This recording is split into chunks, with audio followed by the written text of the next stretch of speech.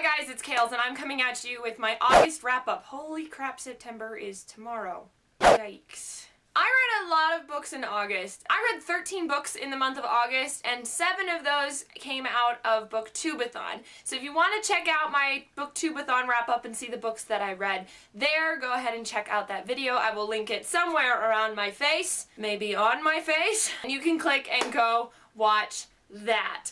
But as for the books that I read not during BookTubeAthon, there were 6 of them total. Here's what they are. I just have to show you this real quick because they've got this sort of like white, yellowish theme going on here.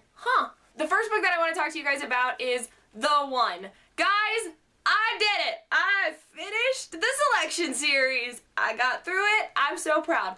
I actually have to say this one was my favorite one in the series. Haha, see what I did there unintentionally? I really enjoyed how the story progressed in The One, and since it's the last book in the series, if you haven't read the selection series, I'm not going to spoil it for you. But I will say I was happy with how the love triangle ended.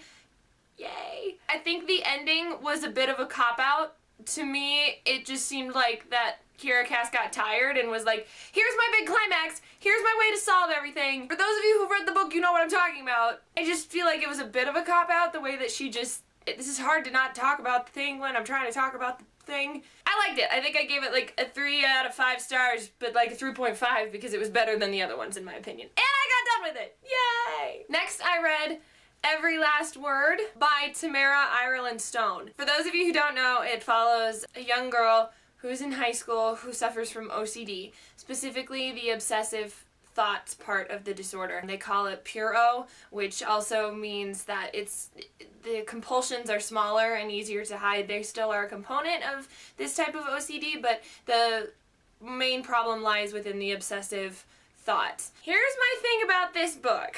This book was excellent up till a certain point. I loved the characters. I loved the talk about her mental illness. I loved her coping mechanisms with it. I loved her story and her struggles with high school and friendships, and to me it was very realistic and very valid. And then the twist happened, and I thought the twist was totally unnecessary. I thought the story would have been so much better had the twist not happened. It actually made me really disappointed. I felt like that a natural improvement without that sort of twist and maybe some different sort of climax would have been better. I think I want to do a whole discussion video on this because I really want to talk about my thoughts on it, and as I'm talking about it right now, I think that that's something I'm gonna do because there's more that needs to be said about this book than in this little wrap-up video. The next book that I read was a non-fiction book called 10% Happier: How I Tamed the Voice in My Head, Reduced Stress Without Losing My Edge, and Found Self-Help That Actually Works, a True Story by Dan Harris. For those of you who may not know, Dan Harris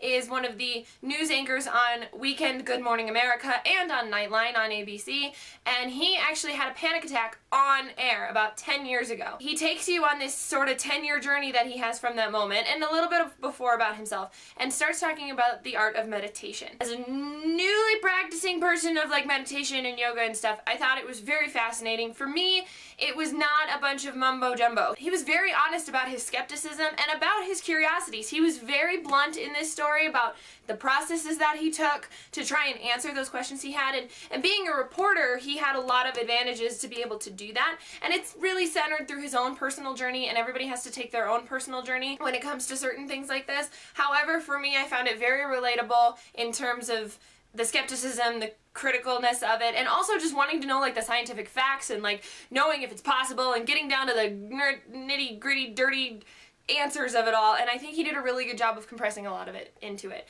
Would I say that this is the ultimate resource if you want to study something like meditation? I would say no, but I would say it's a great starting point, especially if you're very skeptical about it. Plus, it was surprisingly well written, very funny, and I enjoyed the humor as well as the honesty of it. I actually listened to this book on audiobook, which I was really excited about, and that was Mr. Penumbra's 24-Hour Bookstore by Sloan. I adored this book. It was such a great combination between old world books and new technology. These people who are in the book work for Google, and it centers around this unemployed marketing director who's looking for a job, and he gets a job at Mr. Penumbra's 24-hour bookstore in San Francisco. Not exactly the type of bookstore that you think it is. Lots of fun mystery ensues, and yet it's sort of magical realism with this interesting take on technology and books and these eclectic cast of characters. I really enjoyed this plotline. It took me on an interesting turn and I had no idea where it was gonna go, and I always appreciate a book that can surprise me. The next book that I read, I also read on audiobook, and that was Rainbow Rowell's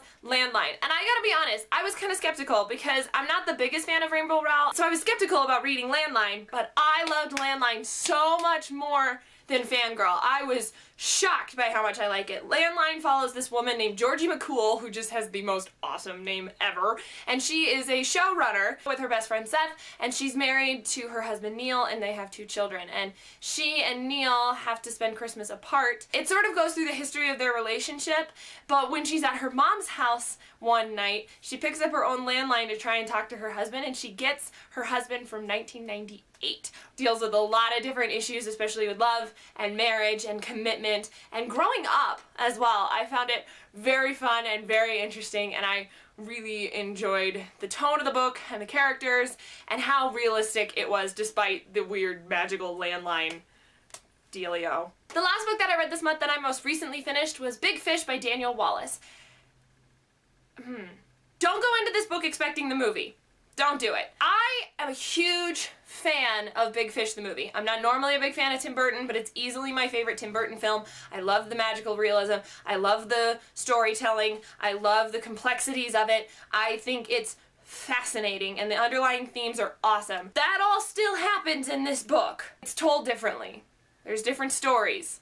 Don't expect the same stories that you get in the movie. There's like maybe 2 or 3, but the rest of them, the movies ones are different and the ones in the books are different. I still really liked the book, but I wish that I hadn't gone into it with the expectations of getting the movie. You know, the characters are different. Like for instance, in this book, the narrator doesn't have a wife who's pregnant, whereas in the movie, Marion Cotillard's character is one of my favorites, and she doesn't exist. I like the book separately and I like the movie separately. To me, one is not better than the other.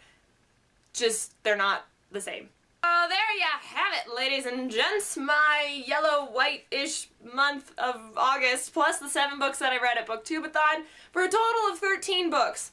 Wow. If I do math, that equates to like almost 1 book every like 2-3 days. I need to get a life. I guess reading and books are my life, so that's totally okay, right? Any questions on the books that I read? Any sort of information that you want about them, just to discuss them with me? Or tell me what some of the books were that you read in August. Link your August wrap-up down below, or just tell me in the comments. I'd be happy to talk to you guys, as always. Until next time, bye! She's a showrunner for this show with her best friend Seth, which is weird because that was the first time I ever read a book with my boyfriend's name in it, and that was weird. I was listening to it, and so I was like, this is, every time it popped up, it was like, weird.